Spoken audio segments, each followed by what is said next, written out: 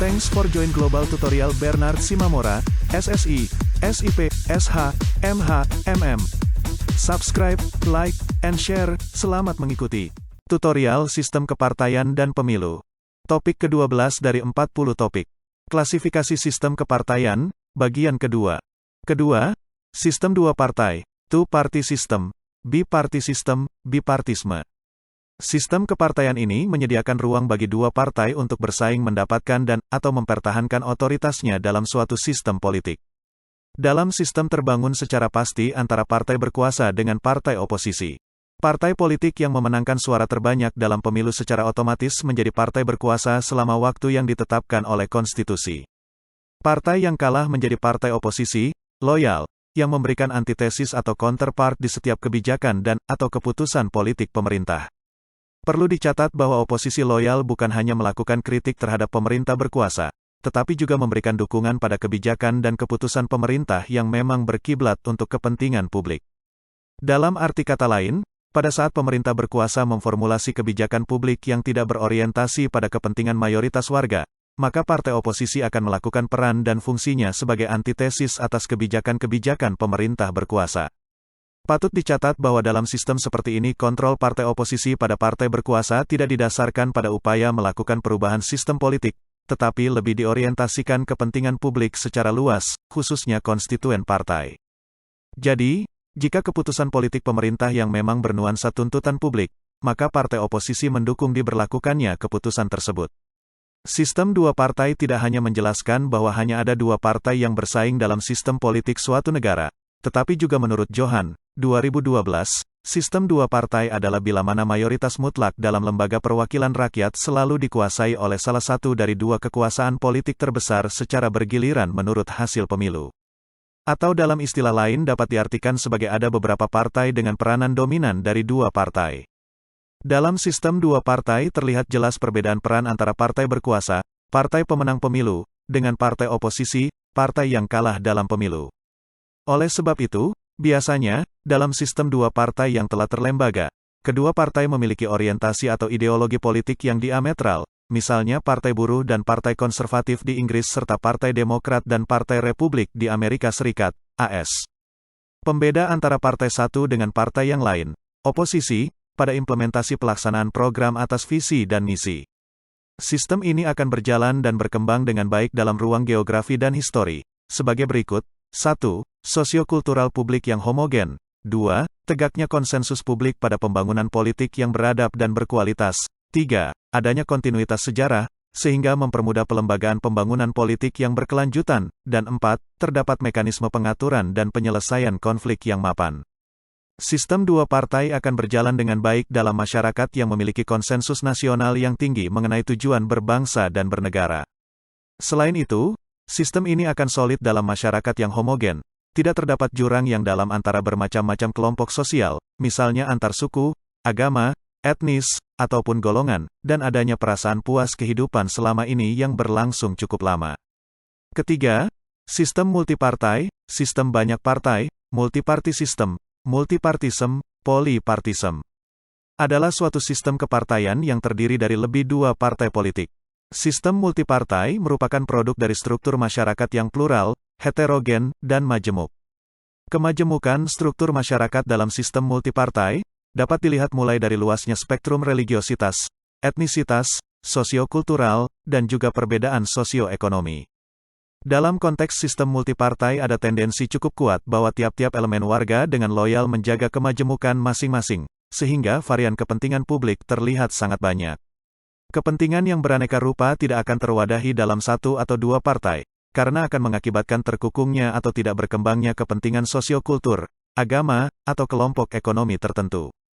Asumsi yang terbangun dalam sistem banyak partai adalah menyelenggarakan pemenuhan kepentingan tiap elemen masyarakat dalam institusi partai politik. Ada dua hipotesis terbentuk dalam sistem multipartai. Hipotesis pertama, sistem banyak partai sukar menghasilkan pemenang pemilu yang mutlak atau absolut. Hal ini tentu memperumit pembangunan politik, terutama pemerintahan, yang kuat. Karena tidak ada dari satupun partai peserta pemilu bersuara mutlak, maka setiap partai politik mengklaim memiliki publik masing-masing. Untuk itu, logika koalisi partai politik menjadi sangat penting. Hipotesis pertama memiliki tendensi bahwa kekuasaan terletak pada koalisi itu.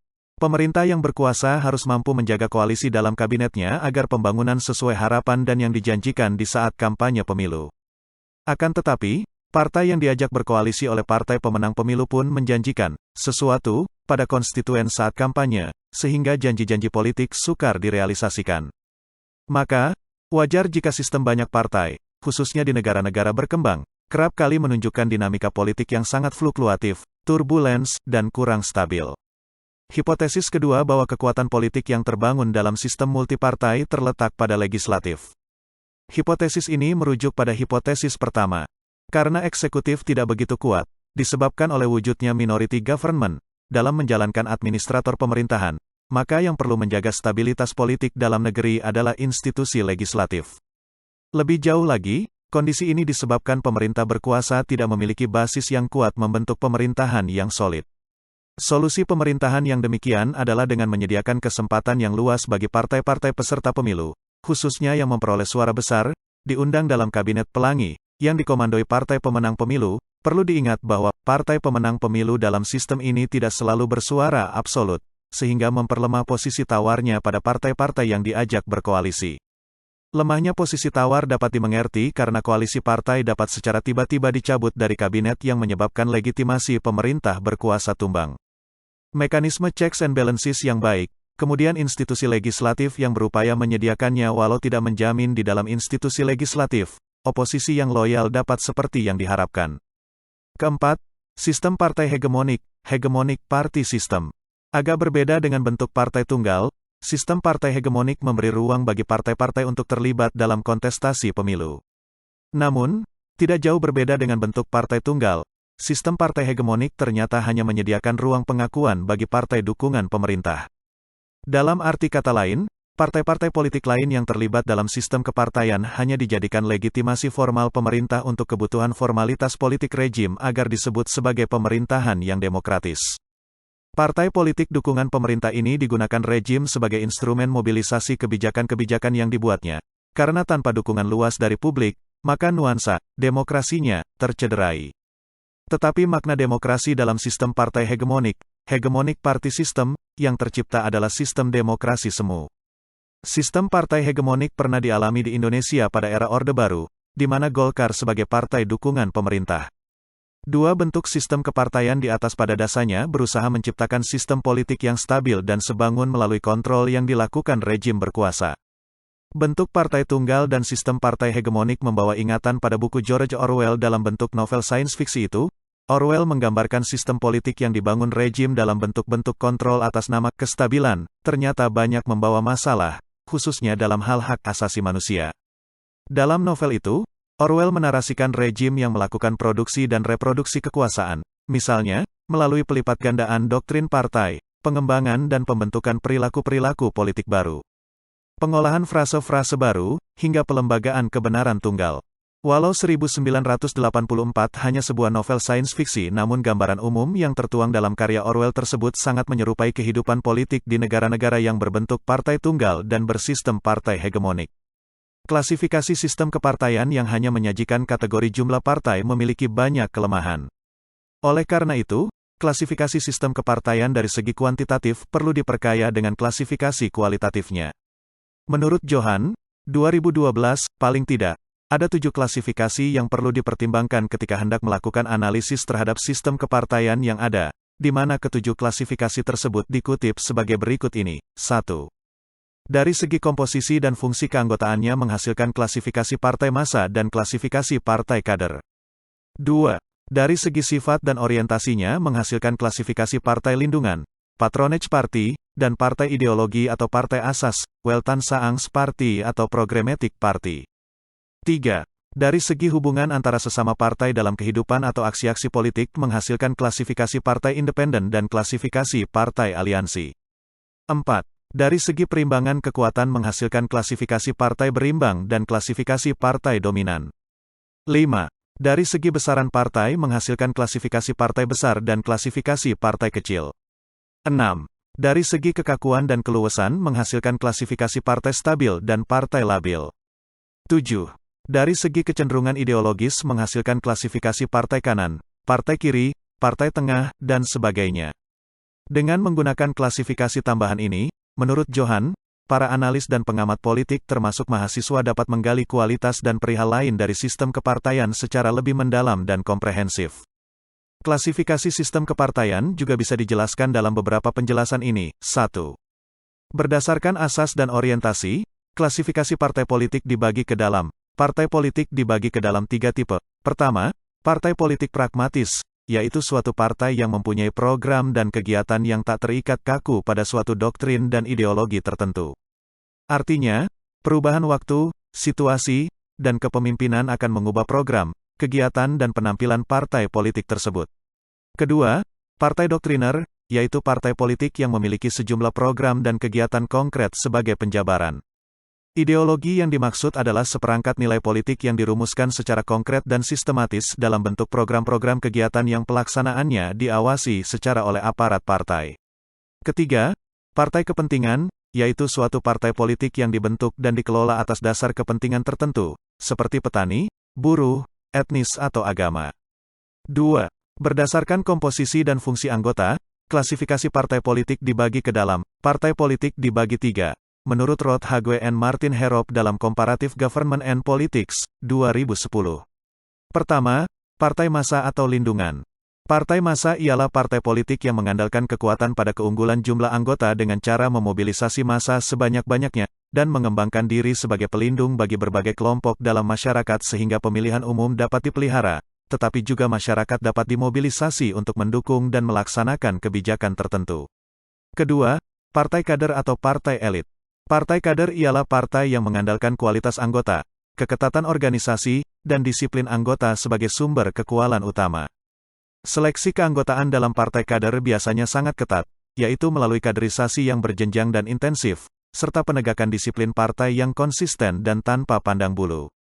Ketiga, catch-all party, yaitu tipe partai politik yang dirumuskan oleh Otto Kirchner dalam Haywood, 2016, yang berkembang sejak 1945 di mana partai ini mobilisasi politik dan melihat aspek-aspek teknis dalam pemilu dan berkembangnya peran media massa dalam politik.